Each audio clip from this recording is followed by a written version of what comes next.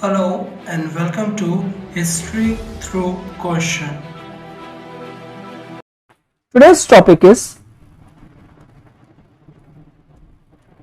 the Charter Act of 1813. Now जब charter act of 1813 आया था, साइमल्टेनियसली उसी टाइम जो लॉर्ड हेस्टिंग थे वो भी अराइव किया था उन्होंने इंडिया में। और ये जो चार्टर एक्ट है 1813 का, ये काफी इंपॉर्टेंट है। इसने काफी इंपॉर्टेंट प्रोविजंस को इंट्रोड्यूस किया था।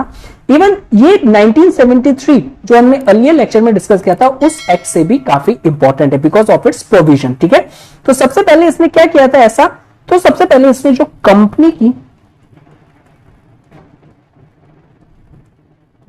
जो ट्रेड मोनोपोली है उसको खत्म कर दिया था, ब्रेक कर दिया था इन इंडिया में। और सेकंड, इस एक्ट के थ्रू काफी ज्यादा प्रोविजंस इंट्रोड्यूस करे गए थे जो कि रिलेटेड थे वेलफेयर ऑफ इंडियन पीपल से। ओके, तो ये काफी एक इंपॉर्टेंट एक्ट था। नाउ नेक्स्ट क्वेश्चन आता है, व्हाट आर द सर्कमस्टांसेस। क्या क्या सर्कमस्टांसेस थे जिसने इस प्रोविजंस को इंट्रोड्यूस किया थ्रू इस act, that is charter act of 1813। तो देख लेते हैं। तो फर्स्ट जो सर्कमस्टांसेस है दैट इज 19th सेंचुरी का। अगर हम फर्स्ट डेकेड देखें तो ये काफी इंपॉर्टेंट हो जाता है in terms of Europe history. It is because इस टाइम जो मेजर पार्ट था कॉन्टिनेंट था, मेजर पार्ट ऑफ कॉन्टिनेंट वो था नेपोलियन के कंट्रोल में। नेपोलियन के कंट्रोल में, और जो ये जो कंट्रोल था ये था उनका कॉन्टिनेंटल सिस्टम। अब इस कॉन्टिनेंटल सिस्टम के थ्रू नेपोलियन ने क्या किया था, जितने भी मेजर पोर्ट्स थे सारे के सारे यूरोपियन मेजर पोर्ट्स को बंद कर दिया था, क्लोज कर दिया था। ऑल यूरोपियन पोर्ट्स वर क्लोज्ड। जब सारे यूरोपियन पोर्ट्स जो क्लोज्ड हो गए थे, सो जो इंग्लिश मर्केंटाइज था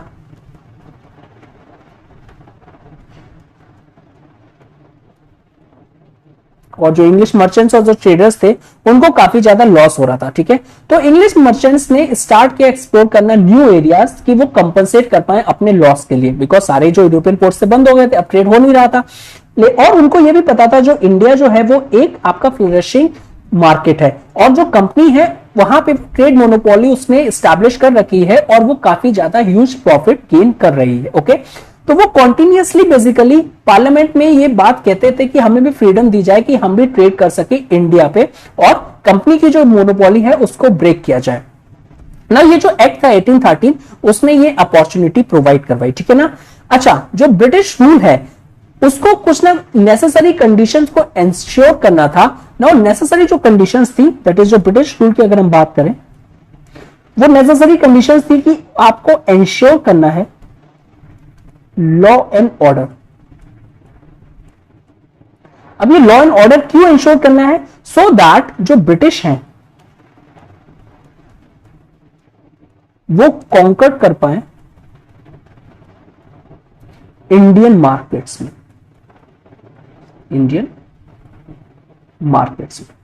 ओके, उसी टाइम क्या हो रहा था कि वहीं पे आपका लेसेस फेरे की जो थ्योरी है of Adam Smith, great economist, उनकी थ्योरी काफी ज्यादा पॉपुलराइज हो रही थी। ठीक है ना।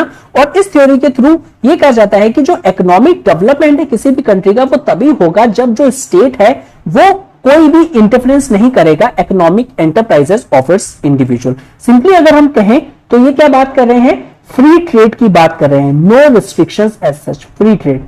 ठीक है, जो कंपनी की मोनोपोली थी वो आपकी इस पॉलिसी यानी अगर हम कहें कि जो लेसेस फेरे की जो थ्योरी थी उसके अगेंस्ट में थी। ठीक है।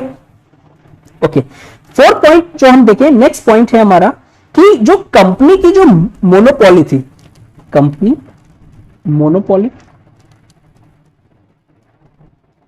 प्लस जो कंपनी के जो एग्रेसिव वॉर्स थे अब उसको ओवरलुक नहीं किया जाता था बाय ब्रिटिश गवर्नमेंट। जो उनके वॉर्स थे, जो कंपनी वॉर्स लड़ती थी और जो उन्होंने मोनोपोली को स्टैब्लिश कर रखा था, अब उसको नजरअंदाज नहीं किया जाएगा था। लेकिन बेसिकली अगर हम देखें कि ये मोनोपोली और एग्रेसिव वॉर्स का जो डिसीजन था वो कंपनी लेती थी, इससे पहले तो ब्रिटिश रूल ने कुछ नहीं कहा। इट इज बिकॉज उस टाइम में नेसेसिटी थी, इट इज बिकॉज मुगल जो एम्पायर था वो डिक्लाइन हुआ और कंपनी को पावर को सीज करना था। बट अब जो कंपनी की जो पॉलिसी है कॉन्क्वेस्ट की और जो वॉर है, उससे क्या हो रहा है, उससे फायदा होने के बजाय और नुकसान हो जा रहा है। तो इट्स रिजल्टिंग इन अमाउंटिंग, अगर हम इसको कैलकुलेट करें तो $21 मिलियन डेट में आ गई थी कंपनी, ये अपने डिसीजन से। दैट इज जो आपका क्या था कि ये जो वॉर्स और जो कॉन्क्वेस्ट की जो पॉलिसी थी, जो डायरेक्टर्स थे वो आपके पार्लियामेंट को ज्यादा आपका क्या करते थे, रिक्वेस्ट करते थे कि हमको फाइनेंशियल एड प्रोवाइड करवाई जाए, ठीक है ना। उसके बाद जब ऐसा होने लगा कि माउंटिंग डेब्ट्स बढ़ता गया, तब जो कमेटी थी एक अपॉइंट हुई हाउस ऑफ कॉमन्स में, और उसने जो फाइंडिंग्स किया कि जो कंपनी का जो सिस्टम था कि वो काफी वीक और इनएफिशिएंट है, और बेसिकली इसलिए क्या है कि स्टेट इंटरवेंशन रिक्वायर्ड है, ठीक है ना। तो एक कमेटी अपॉइंट हुई और ये कमेटी अपॉइंट हुई थी हाउस ऑफ कॉमन्स में,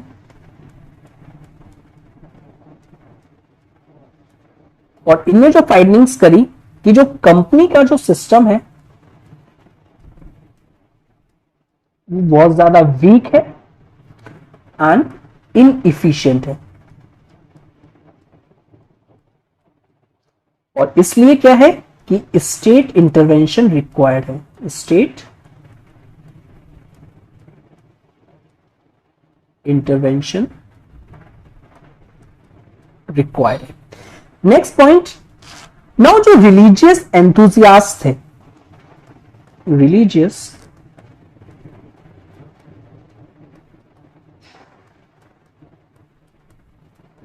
और ये जो लीडरशिप में थे, ये विविल फोर्स के लीडरशिप में थे, ठीक है ना। वो डिमांड कर रहे थे कि आपका कंपनी से कि आप एक्टिव स्टेप्स लीजिए कि हम स्प्रेड कर पाए क्रिश्चियनिटी इन इंडिया को। लेकिन कंपनी कॉन्टिन्यूअसली इस डिमांड को डिक्लाइन कर रही थी, बिकॉज उसको लग रहा था कि ये जो स्टेप है कहीं ना कहीं जो ब्रिटिश डोमिनियंस की स्टेबिलिटी है उसके लिए खतरा है, that is endangered British dominions stability. तो जो कंपनी थी वो कॉन्टिन्यूअसली इनकी डिमांड्स को डिक्लाइन कर रही थी, ठीक है ना। कंपनी डिक्लाइन इनके जो डिमांड थी, ठीक है ना। नेक्स्ट पॉइंट अगर हम देखें तो यह आ जाता है कि जो कंपनी की जो डिटेरियोरेटिंग कंडीशंस थी, दैट इज वो जो आपका डेट है वो बढ़ता जा रहा है, और उसने अटैक किया कंपनी की मोनोपोली में। और जो बेसिकली रिलीजियस एंथुजियास्ट थे जो कि चाह रहे थे कि हम स्प्रेड करें क्रिश्चियनिटी इन इंडिया, उनको एक अपॉर्चुनिटी मिल गई कि वो प्रोपोगेट कर पाए क्रिश्चियनिटी इन ईस्ट, ठीक है। एट द सेम टाइम जो कंपनी की जो इनएफिशिएंसीज थी वो पहले ही जो हमने देखा था, ये जो कमेटी अपॉइंट हुई थी उसने कह दिया था कि होलसेल एडमिनिस्ट्रेशन रिफॉर्म्स की डिमांड है। इट इज बिकॉज जो कंपनी का जो सिस्टम है वो बहुत ज्यादा वीक और इनएफिशिएंट है ना। ये सब चीजें जो चल रही थी, अब इसमें कंपनी के ऊपर काफी ज्यादा ब्लेम लग रहा था, ठीक है ना। तो कंपनी ने अपनी पोजीशन को डिफेंड किया। तो how company defend its position देखते हैं। हाउ कंपनी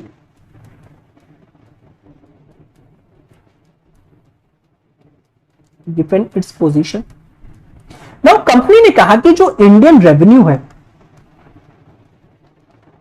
जो इंडियन रेवेन्यू है वो सफिशिएंट नहीं है, इज नॉट सफिशिएंट। वो सफिशिएंट नहीं है कि हम उसको प्रॉपर तरीके से रन कर पाए इंडियन गवर्नमेंट को। एट द सेम टाइम जो कमर्शियल जो प्रिविलेजेस है, दैट इज द कंपनी के जो प्रिविलेजेस कमर्शियल प्रिविलेजेस हैं, उसको सेपरेट नहीं किया जाए उसके पॉलिटिकल और एडमिनिस्ट्रेटिव एक्टिविटीज से, ठीक है। तो जो कंपनी के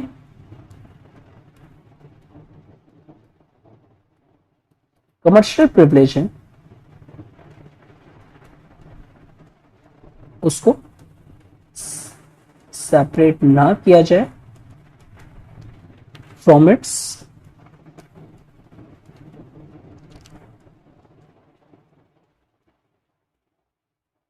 पॉलिटिकल एंड जो उनकी एडमिनिस्ट्रेटिव एक्टिविटीज थी।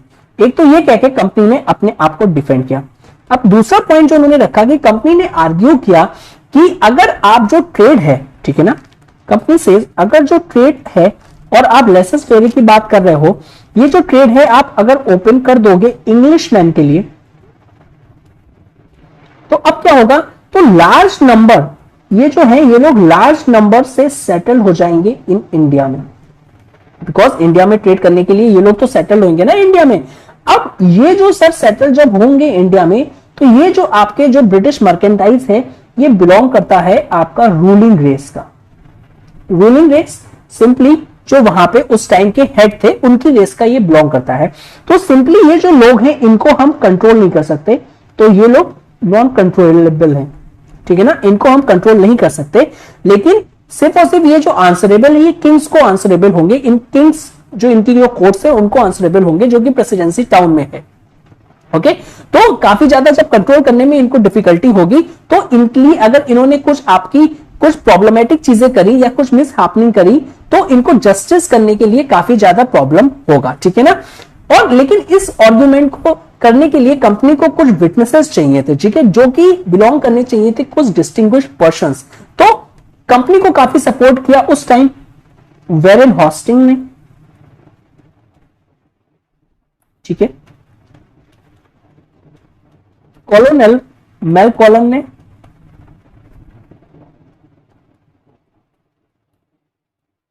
कॉलोनल मुनरो ने, चार्ल्स ग्रांट ने एंड लॉर्ड टिगमाउथ ने उनको काफी सपोर्ट किया। ये जो व्यू था कंपनी का कि अगर इंग्लिश सेटल हो गए लार्ज नंबर में, तो वो रूलिंग रेस के हैं और इनको जस्टिस में लाना और इनके लिए बेसिकली सिंपली इनको कंट्रोल करना, और अगर कुछ इन्होंने कुछ गलत कर दिया तो जस्टिस करना बहुत ही ज्यादा प्रॉब्लमेटिक हो जाएगा। अब जब इन्होंने काउंटर आर्गुमेंट किया तो उसमें अपोनेंट ने क्या कहा, जो इनके अपोनेंट्स थे, अपोनेंट्स ने किया कि जो कंपनी है वो एक डिफेक्टिव ऑर्गेनाइजेशन, ठीक है ना, और जो कि प्रूव हो चुका था, एक जो वेरियस कमेटी अपॉइंट हुई थी कि ये जो कंपनी है ये डिफेक्टिव ऑर्गेनाइजेशन है और ये सिंपली रॉप्ट कर रही है, यानी लूट रही है, ठीक है, और यही जो रीजन था कि ये काफी ज्यादा प्रॉफिट कर रही है अपनी ट्रेड मोनोपोली इन इंडिया में, ठीक है ना। और इट्स बिकॉज ऑफ कंपनी की जो टेरिटोरियल जो रेवेन्यूज है उससे ये अपना बहुत ज्यादा ट्रेड करते हैं, और कंपनी जो है ऑलवेज इन्वेस्टमेंट करती है विद इंडियन रेवेन्यू से, यानी जितना भी इंडियन रेवेन्यू आता है वो उसको इन्वेस्ट करती है, ठीक है ना। तो ये सबसे पहले एक डिफेक्टिव ऑर्गेनाइजेशन है सर, इसको आप हटाइए। सेकंड जो डिफेंड किया कि अगर आप कह रहे हैं जो इंग्लिशमैन को अलाउ करके वो काफी ज्यादा अनकंट्रोलेबल हो जाएंगे, तो क्या ना, तो एक कॉम्प्रोमाइज कर लिया जाए जिसके थ्रू जो इंग्लिशमैन है इनको अलाउ किया जाए, पर साथ ही साथ इन पे चेक्स एंड बैलेंसेस बनाने के लिए इन पे सीवियर रिस्ट्रिक्शंस भी इंपोज की जाए, ताकि इस तरीके की ये कोई भी प्रॉब्लम्स क्रिएट ना कर पाए जो कि अनकंट्रोलेबल हो जाए, ठीक है ना। उसके बाद जो अपोनेंट्स थे उन्होंने बताया कि अगर आप कंपनी की मोनोपोली को ब्रेक कर देते हैं और हमें अलाउ करने देते हैं इंडियन ट्रेड में, तो उसकी 4 मेन एडवांटेजेस हैं, 4 main advantages of Indian trade.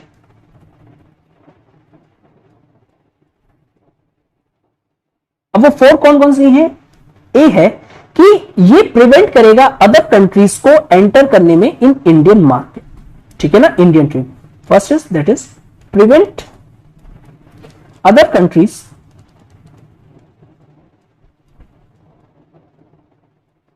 To enter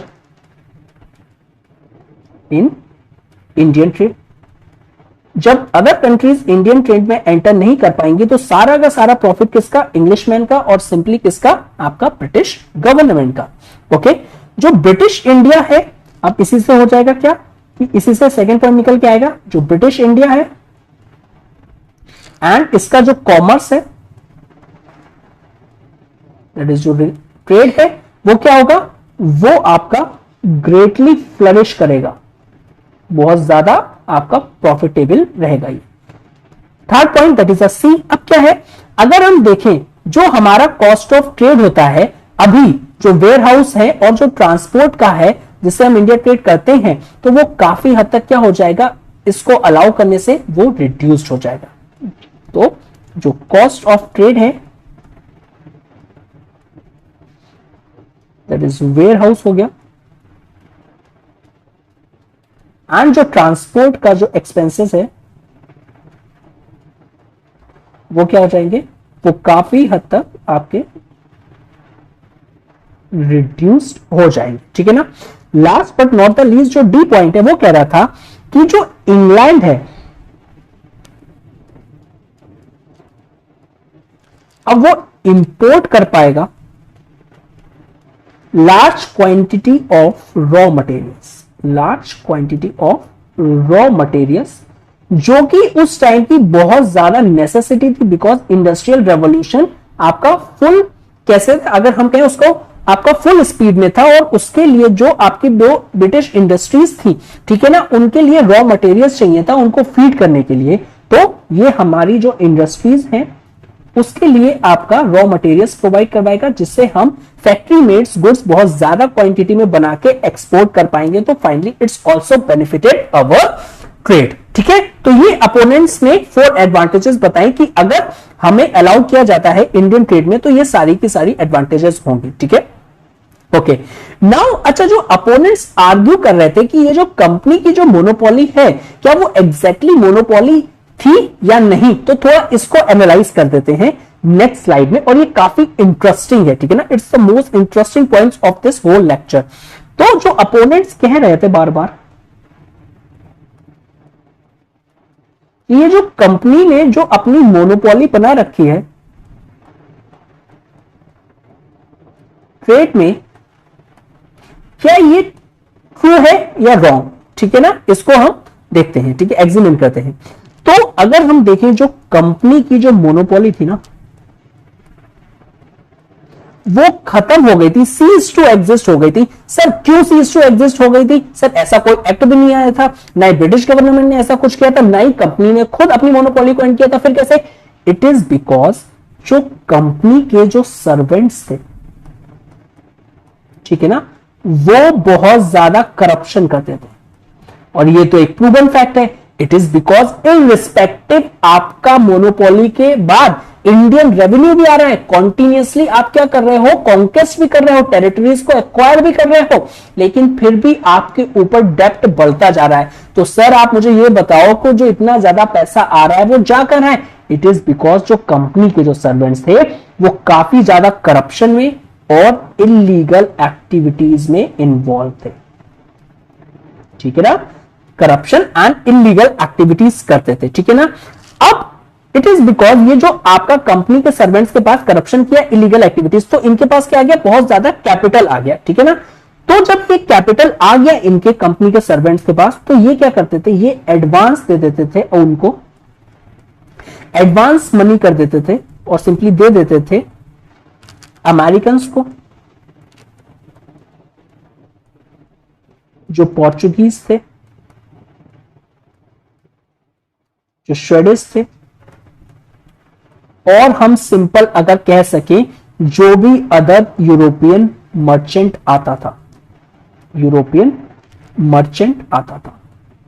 ठीक है। लेट्स से आप एक मर्चेंट हो, आपने सुना कि इंडिया का जो ट्रेड है ना बहुत ज्यादा फ्लरिशिंग है। ठीक है ना। ओके, आप गए वहां पे, ठीक है। लेट्स से मैं एक पोर्चुगीज हूं, मैं आया वहां पे, ठीक है, मुझे पता चला कि यहां पे एडवांस मनी है, एडवांस मनी में लोन दूंगा। अब वो कौन देगा, वो कंपनी के सर्वेंट देंगे जो कैपिटल उन्होंने एक्यूमुलेट करी है करप्शन और इलीगल एक्टिविटीज से। ठीक है ना। ओके, अब मैंने बेसिकली और सिंपली अगर हम अमेरिकन, पोर्चुगीज, स्वीडिश और अदर यूरोपियन मर्चेंट्स को देखें तो ये इंडियन पोर्ट्स में विजिट करते थे। ठीक है ना, इंडियन पोर्ट्स में विजिट करते थे। ठीक है। तो मैं गया कंपनी के सर्वेंट के पास, मैंने कहा कि मुझे एडवांस चाहिए और मुझे ट्रेड करना है। ठीक है। तो उन्होंने मुझे ट्रेड करने के लिए पैसे दे दिए। ठीक है। अब मैं जो हूं वो क्या करूंगा, सो सिंपली ये जो मर्चेंट्स थे, यानी जो मैं हूं, मैं एक मर्चेंट हूं, मैं यूज करूंगा इस मनी को क्या करने के लिए, to purchase Indian commodities, to purchase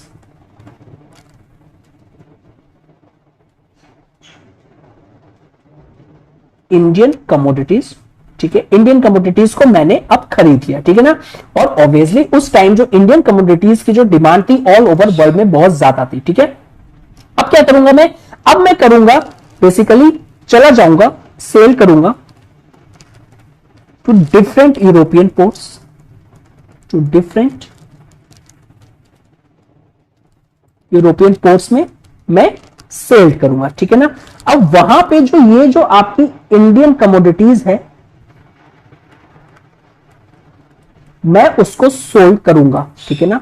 और जब ग्रेट डिमांड है इंडियन कमोडिटीज की तो मैं प्रॉफिट पे सोल्ड करूंगा, ठीक है। अब इसको एक एग्जांपल से समझो कि मैं गया आपका इंडियन पोर्ट्स पे या फिर मैं आपको क्या करेगा, मैं एक एज ए मर्चेंट गया इंडिया में ट्रेड करने के लिए, मुझे पैसे की जरूरत थी। मैंने वहां पे पता किया तो वहां पे जो कंपनी के जो सर्वेंट थे, जो करप्ट थे, उन्होंने इलीगल तरीके से कैपिटल को एक्यूमुलेट कर रखा था। मैं उनके पास गया, ठीक है, मैंने उनसे कहा कि मुझे एडवांस चाहिए और मुझे 100 रुपीज का एडवांस चाहिए, ठीक है ना। 100 रुपीज एडवांस ले लिया मैंने कंपनी के सर्वेंट से। अब इस 100 रुपीज के एडवांस में मैंने 100 रुपीज की इंडियन कमोडिटीज को खरीदा।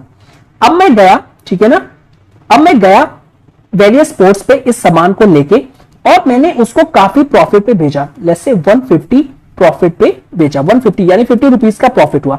अब मुझे जो एग्रीमेंट किया था मैंने कंपनी के आपके जो सर्वेंट था कि मैं 100 रुपीज का आपको 120 रुपीज दूंगा, तो इसमें से मैंने 120 रुपीज क्या किया, जो कंपनी के सर्वेंट से मैंने उधार लिया था वो मैंने उसको लौटा दिया। सर लौटाने के लिए क्या वापस आओगे? नहीं, ये जो कंपनी के सर्वेंट थे ये बहुत ज्यादा आपके क्या थे, क्लेवर थे।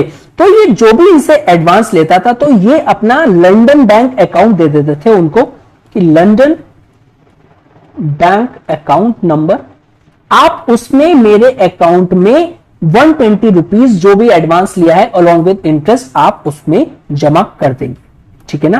तो सिंपली इस तरीके से अगर हम देखें तो सर तो ये लग रहा है कि ये जो कंपनी की जो मोनोपोली है ये कहीं ना सिर्फ ओनली अगेंस्ट प्राइवेट थी, प्राइवेट इंग्लिश मर्चेंट्स के ही अगेंस्ट में थी। बाकी का तो जो अगर हम देखें जो प्राइवेट इंग्लिश जो मर्चेंट्स अलग आते थे, ठीक है ना, वो तो अच्छे तरीके से ट्रेड कर ही सकते थे बिकॉज उनको कैपिटल चाहिए थी, ऑब्वियसली कैपिटल भी मिल रही है, चाहे वो अमेरिकन हो, पोर्चुगीज हो, स्वीडिश हो या फिर कोई भी अदर मर्चेंट हो। तो कंपनी की जो मोनोपोली थी वो सिर्फ और सिर्फ आपकी प्राइवेट इंग्लिश मर्चेंट्स के लिए ही बची हुई थी। यानी अगर हम ये कह सके जो प्राइवेट इंग्लिश जो मर्चेंट्स थे वो at the cost of London आपकी क्या थी, जो कंपनी की मोनोपोली थी। अगर ये कंपनी की मोनोपोली जो अबॉलिश हो जाती है, जो जो यूरोपियन जो मर्चेंट्स हैं वो परचेज कर पाएंगे कमोडिटीज, ठीक है ना। अब जब वो परचेज कर पाएंगे कमोडिटीज तो ऑब्वियसली जो ब्रिटिश मर्चेंट्स हैं वो उसको सिक्योर करेंगे और वो लंदन इंपोर्ट करेंगे, और जिससे उस टाइम जो आपका लंदन है उसको कंसिडर किया जाता था world depot for Asiatic commerce, ठीक है। तो ये आपका जो एक लॉजिक था और ये जो आपका एक आर्गुमेंट बार बार अपोनेंट्स कर रहे थे कि जो कंपनियों की जो मोनोपोली है वो ट्रू है या नहीं, तो इस तरीके से हमने उसके बारे में देखा, ठीक है। Okay, now in this condition में क्या होगा कि बेसिकली अगर हम ओपन कर देंगे कंपनी दैट इज जो इंग्लिश का जो मर्चेंट है उससे अगर हम उसको आपका अलाउ कर देंगे इंडियन को ट्रेड करने में तो क्या होगा, तो बेसिकली अब जब सारी की सारी इसी कंडीशन में सिर्फ और सिर्फ जो ब्रिटिश मर्चेंट्स है वो एक्वायर कर पाएंगे ब्रिटिश इंडियन कमोडिटीज में, तो जो फॉरेन नेशंस है, जो फॉरेन नेशंस है, जैसे हमने पहले भी देखा था अपोनेंट्स ने एडवांटेजेस बताए थे कि जो फॉरेन नेशंस है वो उनके पास क्या ऑप्शन रहेंगे, उनके पास ऑप्शन रहेंगे वो आइदर कर देंगे अबेंडन ट्रेड, यानी ट्रेड करना ही बंद कर देंगे इंडिया से, ठीक है ना, या फिर सेकंड चीज जो है कि वो अपने बिलियन यानी अपनी करेंसी लाएंगे, अपने पैसे लाएंगे, bring their own capital to trade. दोनों ही कंडीशन में क्या होगा सर, प्रॉस्पेरिटी इंक्रीज होगी कंट्री की, प्रॉस्पेरिटी ऑफ कंट्री इंक्रीजेस। तो ये आपका एक इंपॉर्टेंट एक कॉन्सेप्ट था, ठीक है ना। उसके बाद बिल आया constitutional that is the charter act of 1813 और फाइनली ये पास हो गया पार्लियामेंट में। अब हम देखते हैं इसके प्रोविजंस कि क्या क्या प्रोविजंस थे इसके एक्ट के। So this is the provisions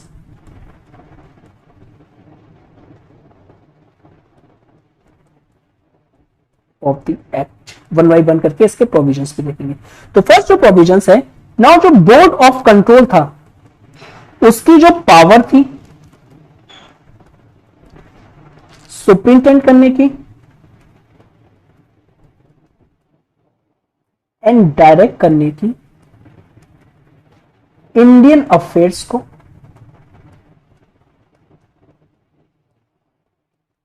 ठीक है ना, उसको आपका कंटिन्यू रखा गया या फिर उसको प्रोवाइड करवा दी गई। तो बोर्ड ऑफ कंट्रोल, उनकी पावर, अब वो कंट्रोल कर सकते हैं, सुप्रिंटेंडेंट कर सकते हैं और डायरेक्ट कर सकते हैं इंडियन अफेयर्स को। सिंपली अगर हम ये कह सके तो इनकी जो पावर्स थी वो क्लियरली डिफाइन कर दी गई थी और एनलार्ज कर दी गई थी। तो इनकी पावर्स को क्लियरली डिफाइन कर दिया गया था एंड बढ़ा दिया गया था, एनलार्ज कर दिया गया था। सेकेंड प्रोविजन, जो कंपनी की जो पेट्रोनेज थी उस पावर को रिड्यूस कर दिया गया था। ओके, नाउ थर्ड जो प्रोविजन था, जो कोर्ट ऑफ डायरेक्टर्स थे उनकी जो पावर्स थी अपॉइंटमेंट से रिलेटेड, चाहे वो गवर्नर जनरल, चाहे वो कमांडर इन चीफ हो या फिर अदर गवर्नर्स हो, उसके लिए बेसिकली क्या अप्रूवल लेना होता था क्राउन का, और जो ऑर्डर्स होते थे उसके वो काउंटर साइन होंगे by board of control, that is the parliament. ठीक है, नेक्स्ट, हेलेबरी जो कॉलेज था वो भी ओपन किया गया, कॉलेज को ओपन किया गया कहां पे, ब्रिटेन में, और ये हुआ था 1805 में। इसका क्या ऑब्जेक्टिव था कि वो ट्रेन कर सके कंपनी के सिविल सर्वेंट्स को जो कि वेरियस पोस्ट को होल्ड करेंगे, ठीक है ना। और इसको कंट्रोल कौन करेगा, इसको कंट्रोल करेगा बोर्ड ऑफ कंट्रोल, ठीक है। ओके, फिफ्थ पॉइंट, जो मिलिट्री स्कूल भी एक ओपन किया गया था, मिलिट्री स्कूल, और ये एडिस्कॉम, ये भी ब्रिटेन में ओपन हुआ था। इसको भी बेसिकली ओपन किया गया था कि, और इसलिए ताकि ये मिलिट्री एक तरीके से प्रोवाइड करवा पाए, ट्रेनिंग प्रोवाइड करवा पाए, और इसको जो मेंटेन और जो कंट्रोल करेगा वो करेगा बाय बोर्ड, ठीक है, that is board of control. और साथ ही साथ जो कलकत्ता और मद्रास में भी जो कॉलेजेस ओपन होंगे वो इन्हीं की रेगुलेशंस के अंडर होंगे, that is board of control के ही रेगुलेशंस के अंडर होंगे। ओके, नेक्स्ट, कोई भी चेंज कंपनी के कॉन्स्टिट्यूशन में नहीं इंट्रोड्यूस किया था, नो चेंज, जो कंपनी का कॉन्स्टिट्यूशन था, दैट इज जो कंपनी क्या था उसके पास रिटेन रही उनकी टेरिटोरियल पोजेशंस और जो रेवेन्यू था फॉर अनदर 20 ईयर्स, ठीक है। तो कंपनी जो थी उसने इस एक्ट ने उसको अनटच रखा, दैट इज उन्हें रिटेन करी अपनी जो भी टेरिटोरियल पोजेशंस थी प्लस जो भी रेवेन्यू था फॉर अनदर 20 ईयर्स के लिए, ठीक है ना। ओके, बट ये जो क्लॉज था इसमें एक आपका ट्विस्ट है, that is it's without prejudice to the sovereignty of the crown. अगर हम सिंपली कहें जो ब्रिटिश टेरिटरीज थी, ठीक है, और जो कंपनी की जो पोजीशंस थी अब एक्सप्लिसिटली डिफाइन कर दी गई थी फॉर द फर्स्ट टाइम। जो ब्रिटिश टेरिटरीज थी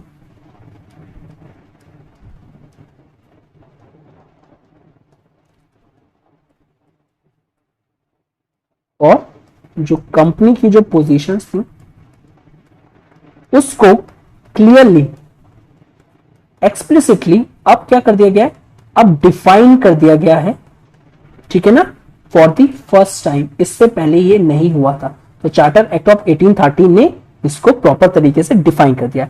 उसके बाद कंपनी की जो ट्रेड मोनोपोली थी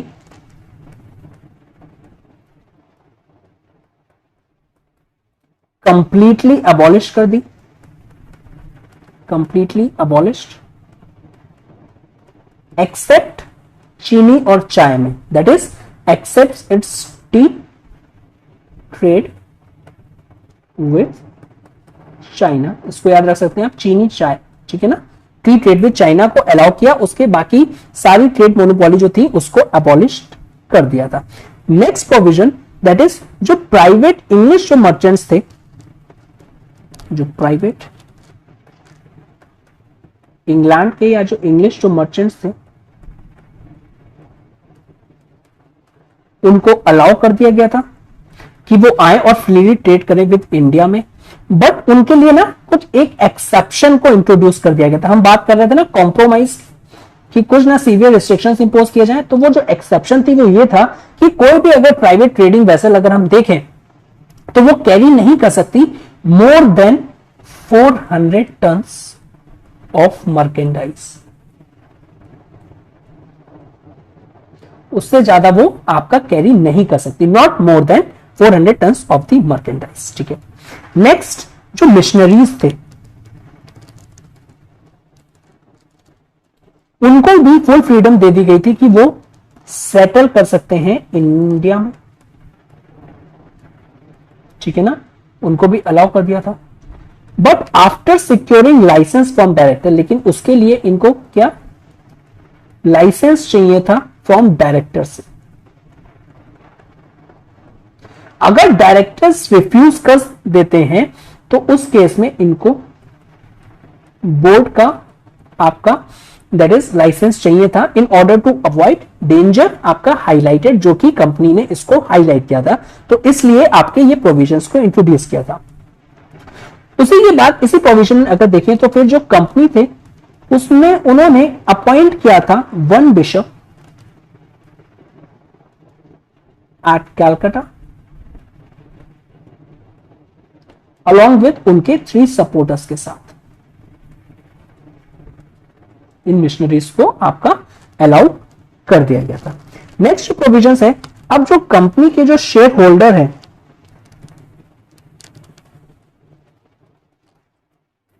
उनको 10.5% का डिविडेंड मिलेगा, और ये डिविडेंड मिलेगा किससे, रेवेन्यू ऑफ इंडिया, और इंडिया के रेवेन्यू में से। नेक्स्ट प्रोविजन, अब जो टेरिटरीज ऑफ जो इंडिया थी उसको कंसीडर किया जाएगा प्रॉपर्टी ऑफ ब्रिटेन। जो टेरिटरी ऑफ इंडिया जो है उसको कंसीडर किया जाएगा प्रॉपर्टी ऑफ ब्रिटेन, ठीक है, और बेसिकली कोई भी अब विदाउट लाइसेंस एंटर नहीं कर सकता, ठीक है ना। नेक्स्ट प्रोविजन देखते हैं, जो नेक्स्ट प्रोविजन है उसके थ्रू जो कंपनी है उसको मेंटेन करना होगा। Now company need to maintain अपना commercial account,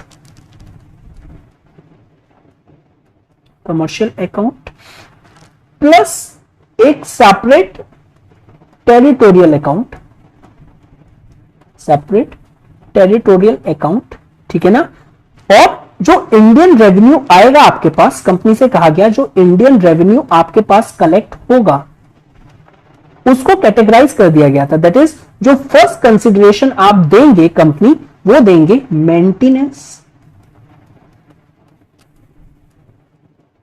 maintenance of force, जो भी फोर्सेस हैं, और इंटरेस्ट पेमेंट को, जितना भी हमें इंटरेस्ट पेमेंट देना है जो भी आपने लोन लिया है, ठीक है ना। सेकंड, सिविल एंड जो आपकी कमर्शियल, सिविल एंड जो कमर्शियल एस्टैब्लिशमेंट्स हैं,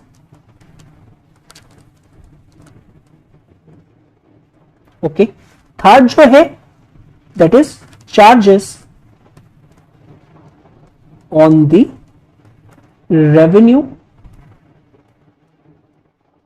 ऑफ द कंपनी। अब सर इसमें ये लास्ट जो प्रोविजन है ये थोड़ा सा समझ में नहीं आया, ये क्या था। लुक, जैसे इंडियन रेवेन्यू आता है 1000 रुपीज, तो उसमें से जितना भी आपका मेंटेनेंस ऑफ फोर्स के लिए जाएगा या फिर इंटरेस्ट पेमेंट के लिए जाएगा, सबसे पहले आप वो करेंगे। दूसरा, सिविल एंड कमर्शियल जो एस्टैब्लिशमेंट्स हैं आप उसके लिए देंगे जितनी भी रिक्वायरमेंट होगी। जितना भी बचता है वो देंगे आप charges on the revenue of the company. Charges simply means जो सैलरीज जो हमने बात करी थी, जो भी आपकी प्रिंसिपैलिटीज को आपका अपॉइंट किया गया था या कंपनी के सर्वेंट्स को, ठीक है ना, उनकी जो सैलरीज है वो चार्ज होंगी on the revenue of India, वो आप उसमें से देंगे, ठीक है। ओके, नाउ इस एक्ट के थ्रू ये भी आपका बता दिया क्या कि जो आप मैक्सिमम नंबर ऑफ ट्रूप्स को मेंटेन कर सकते हैं, और बेसिकली जो क्राउन है वो सेंड करेगी इंडिया में, ठीक है ना, एट कंपनी कॉस्ट, वो होगा आपका 20,000, ठीक है ना।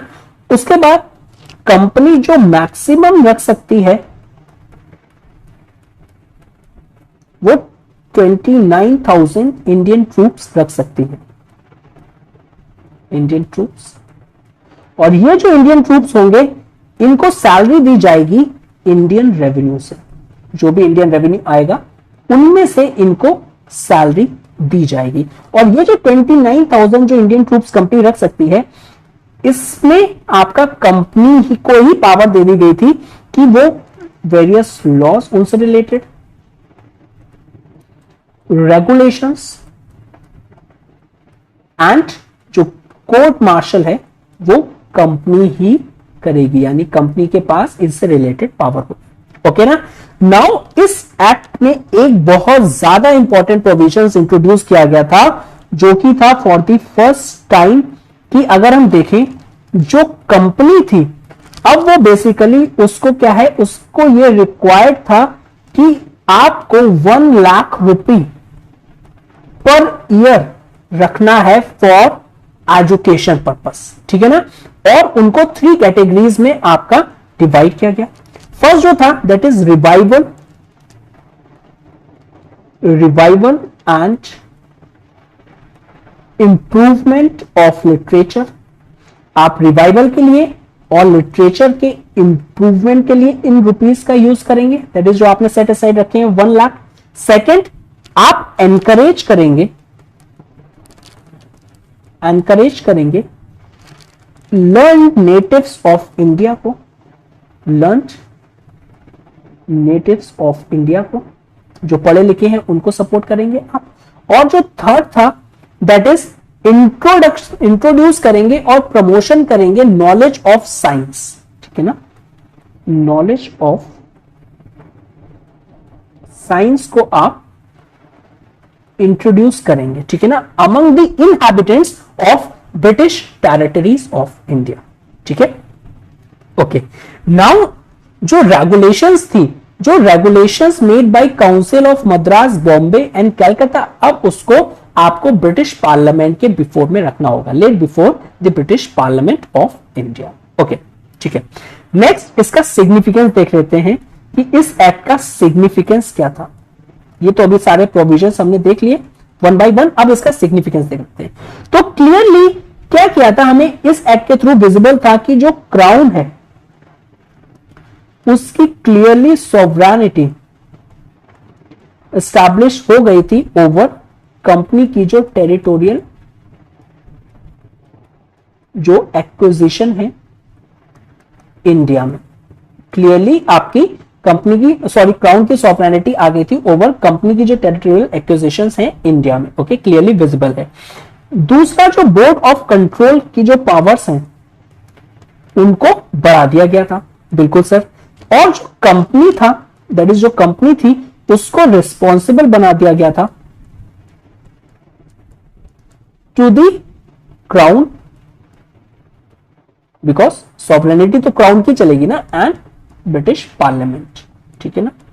फोर्थ पॉइंट, अब जो बोर्ड का जो कंट्रोल है ओवर इंस्टीट्यूशन, जो हमने देखा था सिविल एंड मिलिट्री ट्रेनिंग के लिए, वो भी काफी ज्यादा इंपॉर्टेंट है। दैट इज बोर्ड का जो कंट्रोल है,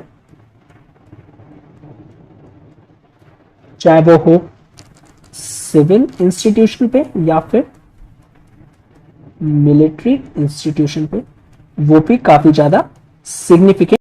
नाउ फिफ्थ इज, जो कंपनी की ट्रेड मोनोपोली है वो क्या हो गई है, वो अब अबॉलिश हो गई है, except free trade with China, ठीक है ना, वो खत्म हो गई है, ठीक है ना, और प्राइवेट जो मर्चेंट्स थे उनको अलाउ कर दिया गया है, और प्राइवेट इंग्लिश मर्चेंट्स को अलाउ कर दिया गया है। अब ये जब आएंगे तो क्या होगा, कंपटीशन, कंपटीशन होगा। सेवेंथ, अगर हम वैल्यू ऑफ ट्रेड देखें, वैल्यू ऑफ ट्रेड अगर हम ऑब्जर्व करें 1813 में, ये आपका 13 मिलियन आपका पाउंड स्टर्लिंग था। First of all value of trade increase हुआ था इस स्टेप से, और ये फर्दर अगर हम इसको कंपेयर करें 1865 में, तो ये जो 13 मिलियन जो पाउंड था ये होके हो गया था 100 मिलियन पाउंड। तो इतना ज्यादा वैल्यू ऑफ ट्रेड आपका क्या था, इंक्रीज हो गया था। अब इसके बेनिफिट क्या हुए इस वैल्यू ऑफ ट्रेड के इंक्रीज होने के? बेसिकली इसने क्या किया, हेल्प किया ब्रिटिश को कि वो टैकल कर पाए जो भी नेपोलियन का जो कॉन्टिनेंटल सिस्टम था, नेपोलियन कॉन्टिनेंटल सिस्टम, जिसके थ्रू उसने क्या किया था, मेजर पार्ट्स ऑफ यूरोप को कंट्रोल किया था। एट द सेम टाइम जो भी यूरोपियन जो पोर्ट थे मेजर, उनको ब्लॉक कर दिया था मर्चेंडाइज के लिए, ठीक है ना। दूसरा रॉ मटेरियल्स, अब रॉ मटेरियल्स भी इंडिया में इजिली अवेलेबल थे, जो कि हेल्प कर रहे थे इनकी इंडस्ट्रीज को फीड करने में, ठीक है ना। अब देख लेते हैं इंडिया के केस में क्या हुआ। सर ऑब्वियसली इतने ज्यादा जो प्रोविजंस है वो सिर्फ और सिर्फ यही लग रहा है कि जो ब्रिटिश है वही आपका उसी को फायदा हुआ, तो ऑब्वियसली इंडिया को देखेंगे तो क्या होगा, इंडिया का जो एक्सप्लॉयटेशन था जो पहले से चला आ रहा था अब वो और इंक्रीज हो गया, सिंपली मैनीफोल्ड हो गया, ठीक है ना। दूसरा आपका जो लैंडशायर था, वहां की जो इंडस्ट्रीज थी अब वो काफी ज्यादा फ्लरिश होने लगी। इट इज बिकॉज उनको आपका क्या है, रॉ मटेरियल्स मिल गया, या सिंपली अगर हम कहें जो लैंडशायर इंडस्ट्रीज थी वो ग्रो कर रही थी at the cost of Indian industries, Indian industries. अब जब इंडियन इंडस्ट्रीज को सामान बनाने के लिए रॉ मटेरियल ही अवेलेबल नहीं होगा तो क्या होगा, तो सर ये जो आपका इंडस्ट्रीज हैं ये स्टार्ट हो जाएगा deindustrialisation. Try to link the concept, okay. Deindustrialisation क्या है ऑलरेडी हम डिस्कस कर चुके हैं, ठीक है, लेकिन यहां से ट्रेस हो सकता है, ठीक है। अल्टीमेटली ये जितनी भी चीजें हो रही हैं सर सिर्फ और सिर्फ ये एक ही चीज करेंगी इंडिया में, that is leading to wide scale poverty and hunger in India, okay. That is why ये सारी की सारी चीजें दादाज नौरोजीज theory of drain of wealth में क्लियरली आपकी एविडेंट है, उसके बारे में डिटेल में बताया गया है, ओके। नेक्स्ट ये जो अगर हम देखें जो क्रिश्चियन जो मिशनरीज थे और जो रिलीजियस जो मिशनरीज थे इनको अलाउ कर दिया गया था, ठीक है, इनको अलाउ कर दिया गया था। अब इसका इंपैक्ट क्या है, तो वो इसका इंपैक्ट पॉजिटिव भी है और नेगेटिव भी है। पॉजिटिव क्या है कि सर इनके आने से क्या हुआ, large number of missionary school जो थे, मिशनरी स्कूल्स एंड कॉलेजेस वो ओपन होना स्टार्ट हो गए थे जगह जगह पे, ठीक है ना। अब दूसरा नेगेटिव कंसर्न क्या है, नेगेटिव इंपैक्ट क्या है कि जब ये लोग आए इन्होंने देखा कि जो इंडिया की जो कस्टम्स और जो प्रैक्टिसेस हैं इन्होंने स्टार्ट किया उसको कंडेम करना, ठीक है ना, क्रिटिसाइज करना इंडियन फेथ को, इंडियन फेथ को। अगर हम कंपनी के बारे में देखें तो कंपनी सिर्फ ट्रेड के पर्पज से आई थी, वो अभी तक रिलीजियस और बेसिकली जो भी कस्टम थी इंडियन ट्रेडिशन एंड कल्चर्स में इंटरफेरेंस नहीं कर पा रही थी, ठीक है। लेकिन जब ये क्रिश्चियन मिशनरीज आ गए इन्होंने कंडेम किया इंडियन फेथ्स को, तो बेसिकली क्या, और इंडियंस जो थे उसको टर्म किया, उसको बोला कि ये लोग बारबेरिक हैं, बारबेरिक, ठीक है ना। अब क्या हुआ, जब आप कल्चर्स और कल्चरल और रिलीजियस बिलीफ में इंटरफेरेंस करने लगेंगे तो sir it leads to the emergence of various racial bitterness, because ये लोग क्या थे, वाइट थे, और जो इंडियंस थे उनको क्या क्रिटिसाइज कर रहे थे, उनके फेथ्स को क्रिटिसाइज कर रहे थे, उनको क्वेश्चन कर रहे थे, उनको बारबेरिक कर रहे थे। तो इट लीड्स टू दी आपका racial bitterness between English and Indians. So try to link all concept. ये आगे सोशो रिलीजियस रिफॉर्म मूवमेंट्स या जो वेरियस आपके जो कास्ट मूवमेंट हुए थे उसका एक आपका बिल्डिंग ब्लॉक है। ओके, नेक्स्ट जो हम देखें, जो 1 लाख एजुकेशन के लिए जो सेट असाइड करना था कंपनी को बताया गया था पर ईयर, अब उससे क्या हुआ, उससे हुआ foundation of English education in India, English education in India. अब जब इंग्लिश एजुकेशन आई और जो आपका वेस्टर्न सोसाइटी में उस टाइम पे जो प्रोग्रेसिव आइडियाज थे, प्रोग्रेसिव आइडियाज जो थे, अब ये जो प्रोग्रेसिव आइडियाज थे ये आपका लिबर्टी थे एंड इक्वालिटी थे। ये जब इंडियंस को इसके इन आइडियाज के बारे में पता चला और इंडियन जो इंटेलिजेंशिया है, ठीक है ना, उसने इस बारे में जाना, तो वो अब क्या करेगा, अब वो अंडरस्टैंड करेगा सर आज से पहले जो ब्रिटिश कंपनी थी या फिर जो भी ब्रिटिश गवर्नमेंट है, सर वहां पे तो ऐसा कोई एलिमेंट है ही नहीं लिबर्टी और इक्वालिटी, ठीक है ना हमारे पास प्रॉपर लिबर्टी है ना इक्वालिटी है। तो अब क्या होगा, ये आपका जनरेटिंग थॉट्स होंगे इंडियन माइंड्स में which lead to the various आपका रिफॉर्म मूवमेंट्स इन फ्यूचर। ठीक है, तो progressive liberty and equality for the Indian minds. और सिंपली अगर हम कहें कि राइज ऑफ नेशनलिज्म, कहीं ना कहीं यहां पे इंग्लिश एजुकेशन का भी एक बहुत इंपॉर्टेंट रोल है। ठीक है ना, उसके बाद कल्चरल एसिमिलेशन हमें देखने को मिलता है। कैसे, अब ये जो इंग्लिश जो प्राइवेट मर्चेंट्स थे, अब क्या हुए, ये इंडिया में सेटल हो गए। अब जब इंडिया में सेटल हो गए तो ये कैरी करके लाए अपना European culture. With the passage of time इन्होंने इंडियंस के साथ में क्लोज कांटेक्ट बनाए, मैरिजेस करी और इससे इंटरमिंगलिंग ऑफ कल्चर हुआ। जैसे हमें जो चर्चेस मिलते हैं, गोथिक टाइप ऑफ चर्चेस मिलते हैं, ठीक है ना, तो वो सारा का सारा आपका क्या है, वो कल्चरल एसिमिलेशन का एक पार्ट है। ठीक है, ओके, तो सिंपली 1 लाख एजुकेशन वाला जो पार्ट है ये एजुकेशन के लिए काफी इंपॉर्टेंट हो जाता है और इसको हम डिस्कस करेंगे education as a separate topic.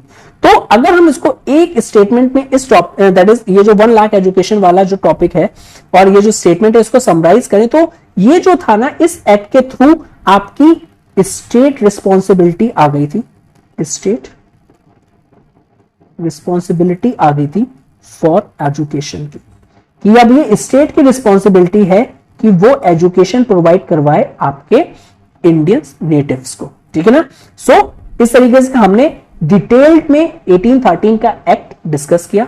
Okay, ठीक है, if you like this video please do like, share and subscribe and thank you very much for watching this. Have a good day, stay safe. And one more thing, इस lecture का PDF available है Telegram पे, जिसका channel का link description box में available है, तो please आप वहां से डाउनलोड करके इसको पढ़ सकते हैं। और मैंने